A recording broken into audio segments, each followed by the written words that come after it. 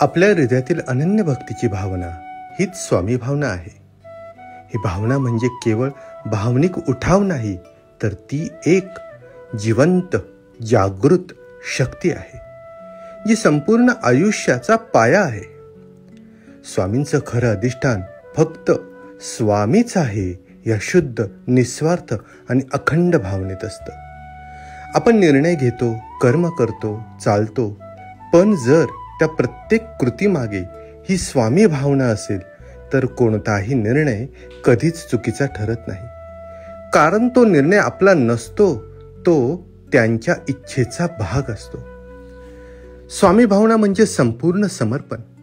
हे कार्य तुमचं आहे स्वामी, तुम्हीच प्रेरणा द्या, तुम्हीच मार्ग दाखवा. ही भावना जर अंतर्मनात सतत जागृत असेल तर आयुष्य अधिक शांत, स्पष्ट आणि समर्थ होतं. आपल्या अहंकाराच्या पलीकडे जाऊन जिथे प्रत्येक कृती फक्त सेवा भावनेने होते, जिथे निर्णय माझं नाही तर स्वामींचे आहे असे मानून घेतले जातात, तिथेच खऱ्या अर्थाने स्वामींचे अधिष्ठान प्रकट होते. म्हणून ह्या स्वामी भावनेवर स्थिर राहा.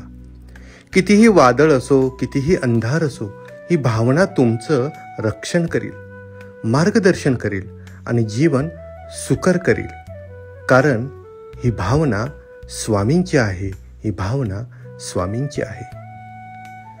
बोला श्री स्वामी समर्थ महाराज की जय. श्री स्वामी समर्थ.